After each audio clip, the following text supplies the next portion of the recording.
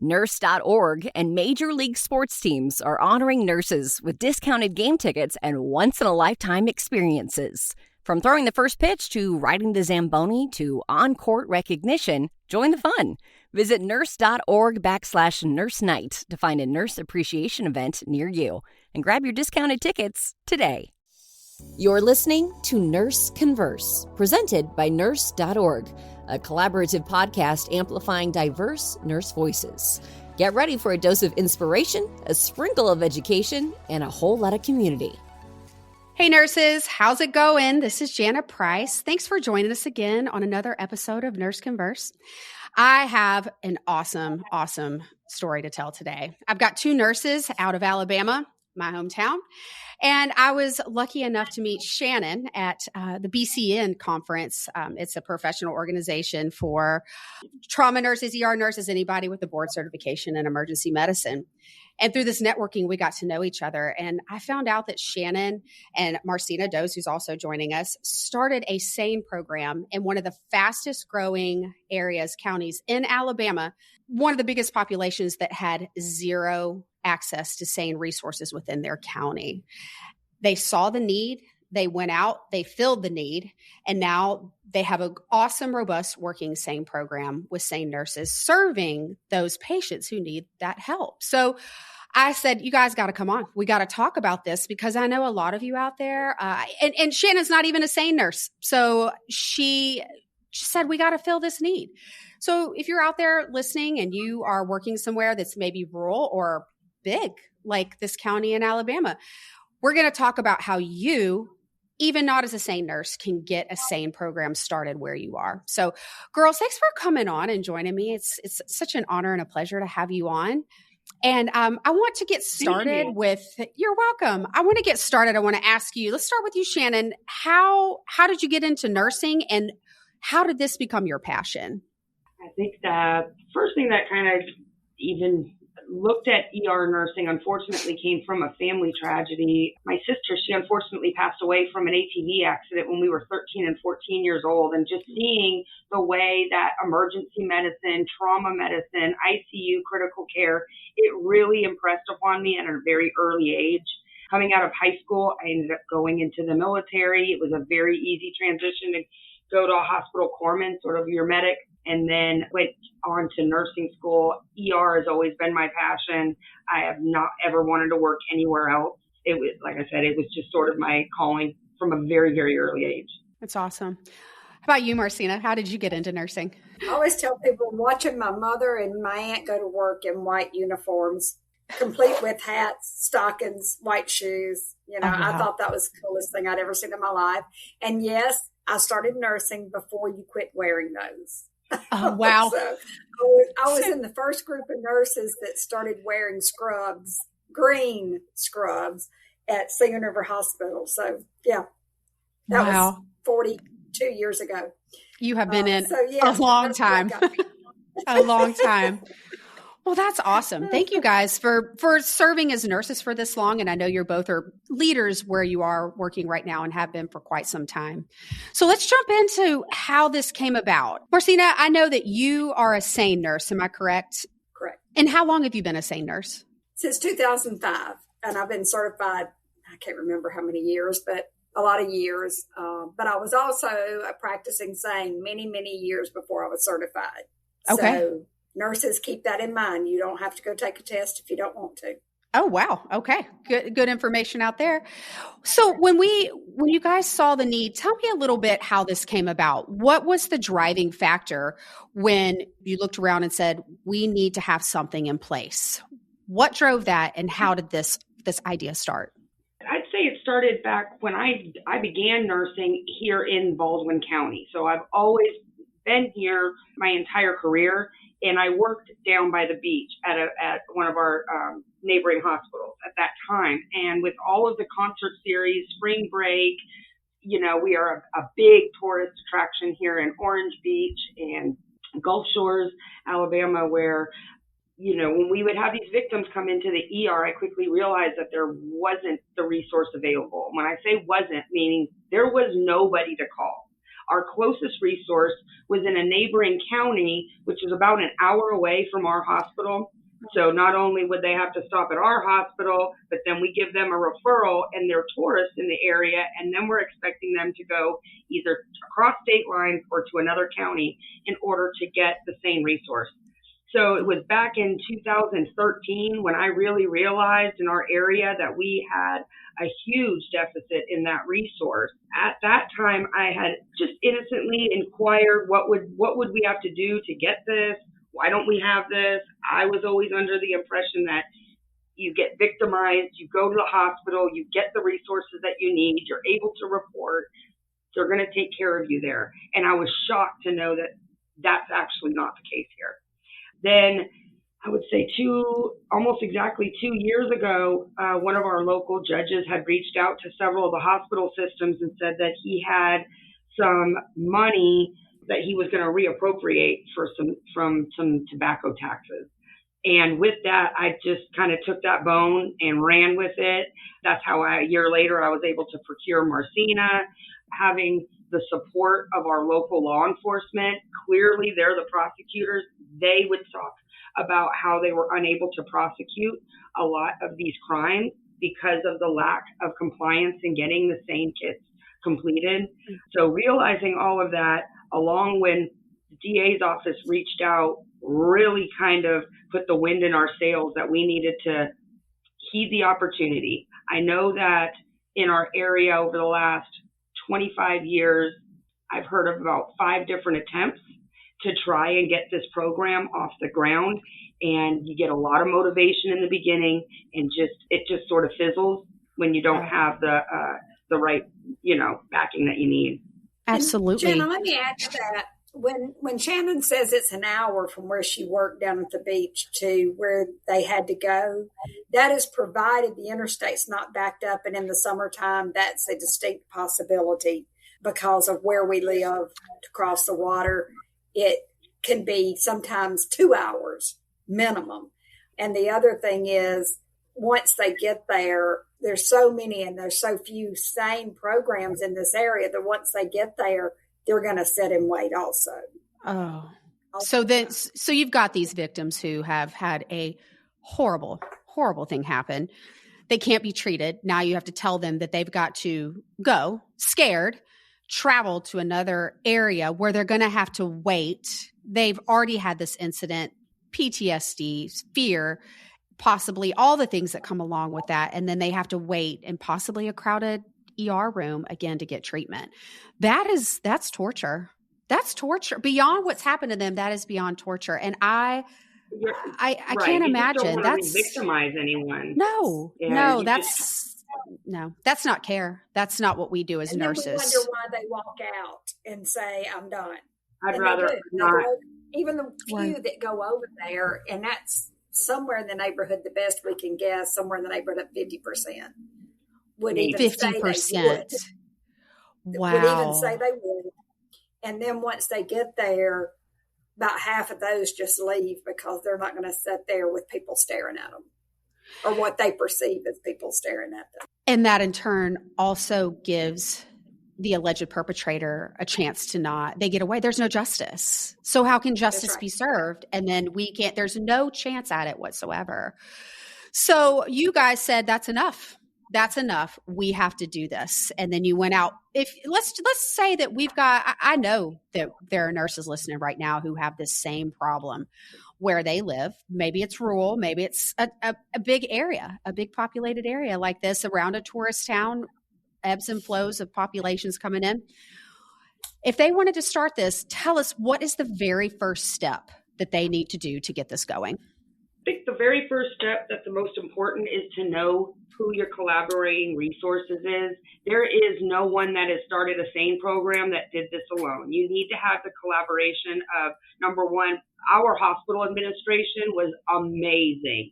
Once they heard of the resource and they realized, let me back up, part of the biggest portion of this was much of the community, they did not realize that this resource wasn't available. Most residents were like myself and just agreed or just assumed that this was available once you come to the hospital. You're shocking. So once our administrators realized that there was a true lack in our community for this, they signed on. And I couldn't have had bigger support. Even though I knew from the beginning that this was not a money-making thing, you need to have the support of your hospital. I say, secondly, with your resources, call your local women's shelters, call law enforcement, every precinct that you have, get in contact with your DA's office, find out what resources are they currently using, because they know that they don't have it available. They'll be the first ones to tell you. If you don't have seed money that a judge comes to you like we did, I think going to your DA's office, finding out what they are resourcing for SANE currently will help them, realize the issue and then know that you're advocating to start that. We'll start the conversation. And Jana, also the people that are doing this, the nurses, everybody gets really excited, but you got to do it right from the beginning. You got to have meetings with those people. You've got to take the time to do your groundwork, because if you don't, you're going to fall. And I've done this. This is my third startup program. And every single time you have to do it, having those meetings with law enforcement, having those meetings with the DA, your community leaders. It took a year for this program. Literally, they started on January 13th of one year, and the following January 13th, we opened the doors. Oh, wow. Wow. Now, we don't have to spend that long. It did, because this is such a large area. But still, you're still looking at a couple of 3-4 months if you even do it fast on the fast track. Okay. And that's assuming no barriers that come up and those types of things. So that's assuming that everybody says yes. Right. And they don't. They don't, because they don't know. Like Shannon said, they don't know it doesn't exist. And they're just assuming. Yes. And the other thing is, people in these, especially this kind of area that we're in, very affluent areas, they think it doesn't happen to them in their backyard. And so there's a lot of education goes into, you never want to say to somebody, absolutely, lady, you're crazy. It does happen. You can't say that. So you got to educate them into understanding where you're coming from and the need we have. Wow. So when you're coming up, you're talking about, I'm hearing these barriers, and you're saying you have to, you've gone out, let's say the nurse has found the resources. We've gone to the DA, we found the money, and what's the next step that comes after that? Now we've got the money. Now we've got the buy-in. What comes after that? You need to find your SANE nurses. Okay. And if you don't have your SANE nurses, then you need to start training nurses, and we need to figure that out. And that is a great segue to when we were lucky enough that Marcina answered the call for us, and, to have the expertise that she brings to the table, where, with her certification, and Marcina, tell me if I'm talking over you, but she was able to bring to the table, we can train our own. Marcina, we have already trained and done one full adult SANE course and one full adolescent and pediatric course to bolster our call schedule. So sometimes you need to grow your own, and having those conversations within your own hospital system, talk to your L&D nurses, talk to your med-surg nurses. You never know where your next SANE will be and where their passion is or where their passion comes from. Largely it is voluntary, but it's something that most people, I find, go through the training because it's not monetary. It's more about passion. And I'd like to say that most of us are in nursing because of that reason. And so it's kind of easy once you start having that conversation to say, we've got our expert, we've got Marcina, we got to grow our own nurses. And that would be your next, is you've got to try to cover hours. How you may not be able to get 24/7 coverage, but can you have daytimes? Can you have just Monday through Friday? At least we had thought of, if we could just offer some point, we know that there is a time range of when we would be able to collect evidence. Ideally, we want it to be immediately when they show up into the ER so that we can get that evidence wrapped up and not further delay That's a very traumatic day or night for these folks. So, in order to get those to the end line. Well, another thing, Jana, make your expectations a reality. When we first set up to have the first SANE class to bring in these nurses and try to fill our schedule, I made the statement to Shannon and our administrators, we're going to train 10 nurses. If we keep 2, that'll be the happiest day of my life. Why is that? Well, first off, it's a curiosity thing. People get into it for curiosity. That sounds super cool. They watch a lot of Law and Order SVU. And I opened the first day of class with, let me just explain to you, this is not Law and Order SVU. Stabler's not going to come rescue you. It's just not going to happen. Right. It's not going to be complete in an hour, a month, even sometimes a year. So, as a matter of fact, I just got a subpoena for next month for a case I did in December 24, I believe, which is on the fast track, by the way. So It's not fast. You don't get a lot of satisfaction unless it happens to go to court. If you're a SANE, you may not ever know what happened to that kid or to that person, or if you got a hit or you didn't. So it's not the glamour that people think it is. And even just going through the class, there is a lot of trauma to the nurses that take it. You're trying to think of the word, but you have a lot of it brings up a lot of stuff in people. You just don't know. Just doing the class, watching the videos, it's like, I can't do this. Right. That is intense. Absolutely. And I could understand that. So really, when you're coming into this program, there's a lot of success, but there's some barriers. I'm hearing there's quite a few barriers that we have to jump through, that these nurses have got to be prepared. So with those, I'm hearing, are there any other barriers that we need to talk about that they need to be prepared about? Because I want to equip the nurses listening. Because I want to get to the part where we talk about the reward, but let's get these barriers out so that they can have that in mind. We have to know what obstacles we're up against. You guys have already figured out the obstacles.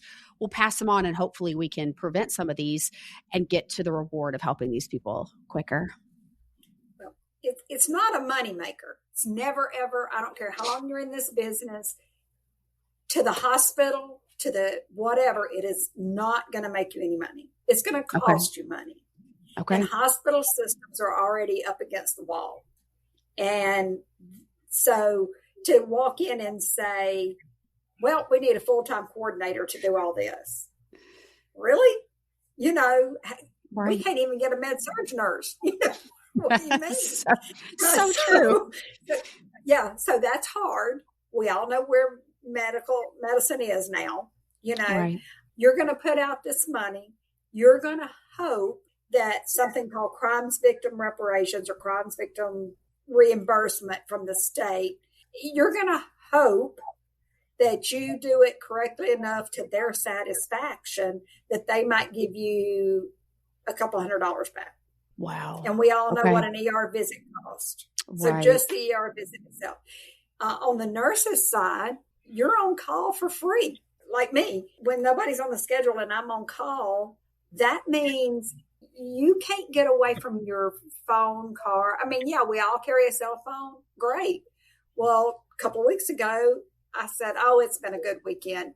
My husband and I went to Texas Roadhouse. I didn't get sit down at the table yet when we got a call. So those are the kinds of things, and then it was like, okay, well, I got to hurry up and go. Thank goodness over here they had some greens because I was like, whatever. Right. So, you ever wore greens and cowboy boots? Guess what I do now? I put shoes in my office.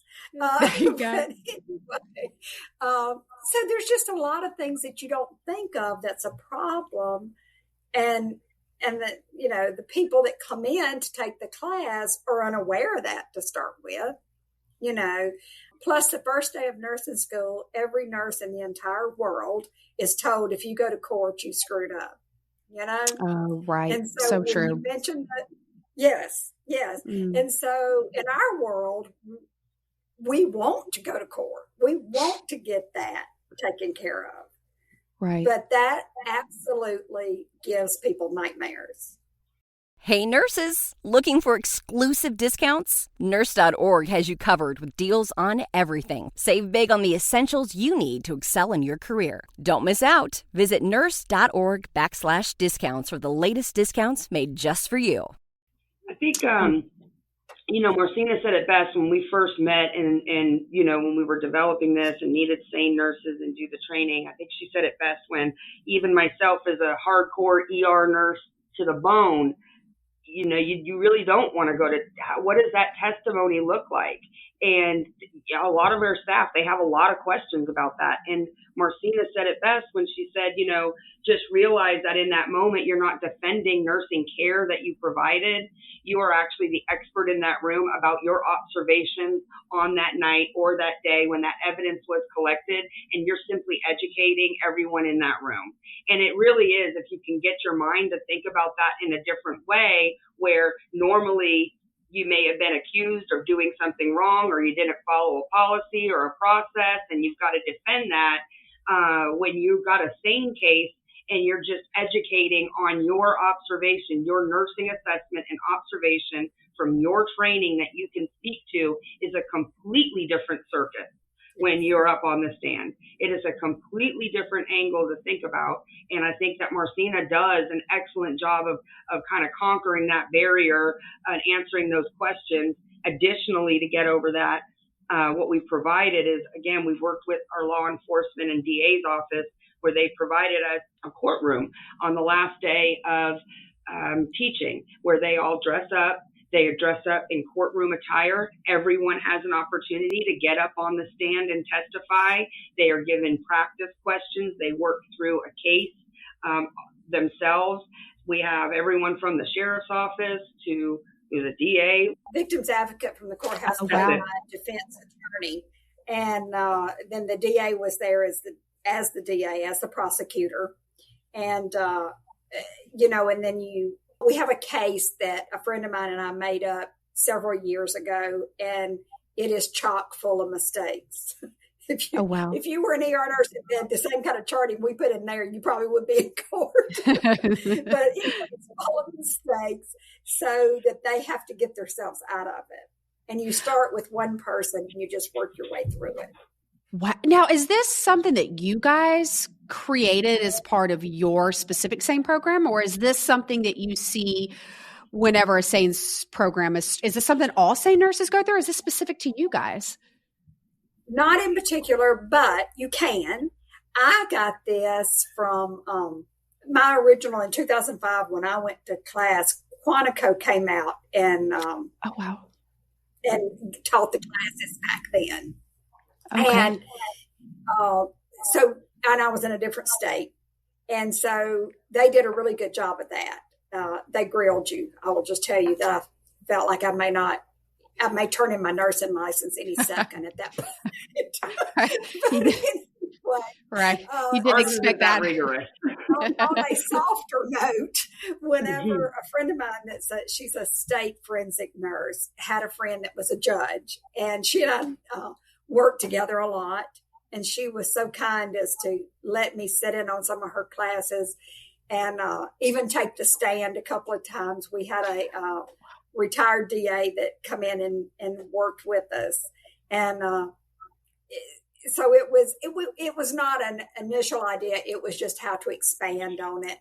We were just fortunate enough that our DA in this county has been so wonderful to us to really expand it into a courtroom. Wow. I mean, I think that's a great idea. Most of them have never sat in that little side bench of the courtroom. Right. I think we all try to not sit in the side bench. I think we all try to avoid the courtroom at all costs, majority of us in life. So I think it's how great is that you actually, it's training, it's sim training, it's putting them in, this is going to be part of your job. And it is, when you're saying, I love the part where making it sound, you're not going to defend your actions. You're going to be the expert, which that's what I got into nursing for, is I wanted to help people and be the expert and know my craft and be able to help people with what I do. So really, when I think about it from that way, as a SANE nurse, I know we're going to see some stuff, but we all as ER trauma nurses, I know we've all seen some stuff. There's stuff that unfortunately we can never get out of our heads, but to take this and turn something, hopefully get some justice somewhere for somebody, I believe that that's a reward. So I do want to touch on that because we know there's going to be barriers. We know it's going to be tough. Obviously, like we've touched in this climate in healthcare right now, you're right. Getting them to hop on a program that is not going to make the hospital money, but in fact costs. But I think what's most important, and hopefully we can tell this to the nurses as well, sometimes in a hospital, a good hospital, and it sounds like you guys work for a good hospital system, sometimes it's doing right by your community. It's doing the right thing by the people that you serve in your community, because money, I know money is hard to come by and it's a tough time in the system, but that will never, ever supersede the rights of these people who are victimized by something as awful as sexual assault. And to me, if I knew a hospital prioritized their community and prioritized these victims, if I saw that in the hospital and said, hey, look, we're going to do this, as a patient myself, and even as a nurse, it would make me say, I want to be a part of this hospital that says, look, this is not really something that we are in the budget, but we're going to make room in the budget. We're going to find a way to serve our community and to serve these victims, not because it's going to get us money, but because it's the right thing to do. And kudos to you guys for going after that. So let's talk about some of the good things that have come out of this and some of the good things that nurses who go to start this can expect, like some of those hidden gems, if you will, to help them get this ball rolling and do the right thing by their community. I think in the last year, we, for being open, doors open, January 13th was our 1 year mark. We've had some very huge successes. First and foremost, we applied for a pretty significant grant locally, and that's through our local women's organization. I'll say it was the Impact 100. We qualified, became a finalist. I know that these Impact 100 groups are everywhere. So this is something that everyone else would be able to tap into that resource wherever they're at. And we ended up winning that $94,000 grant. With that, we are currently, the way that we had set this up is that we will block off a room when we know one of these victims are coming in as a patient. And now that award will allow us to retrofit that room so that it is maybe not so sterile. The lights are adjusted. We're going to have an area in that room where we can interview so that the patient's not left sitting on the bed in a gown. They can get dressed. We can have a nice interview in a separate partitioned area. We're going to get some additional storage. So that alone was a huge win. Marcina, she found a couple other federal grants that we've applied to that anyone in the nation would be able to apply to. Please reach out if anybody is interested in that. We haven't gotten the word back, but what I found is that there are people that are seeking resources just like ours in order for them to grant and donate into our program. So that's been a huge win, is now that we are getting known in the community, but to have the feedback from our own community showing how much they support really is, again, putting some more of the wind in our sails that we need to just keep moving it forward. Marcina can probably speak to our census and kind of maybe what we've done so far. Get your news organizations behind you.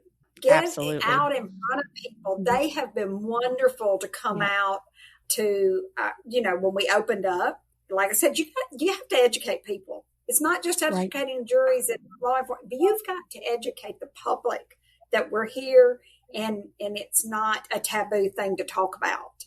Mm-hmm. So the news organizations have been wonderful. They came out to the mock trial.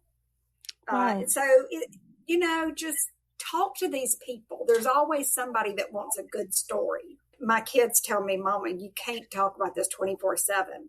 You'll scare the bejesus out of people. I said, I intend to scare people. So especially if they're my grandchildren. Right.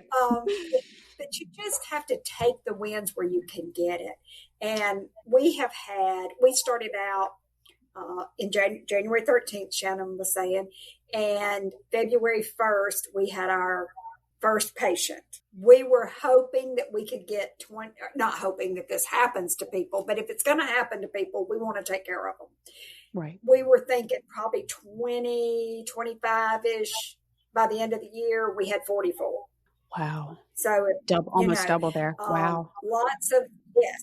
Shannon and I go out and talk to different police organizations, because you may see one today and go back to that same building tomorrow and there's somebody different working. It's just like going to the hospital.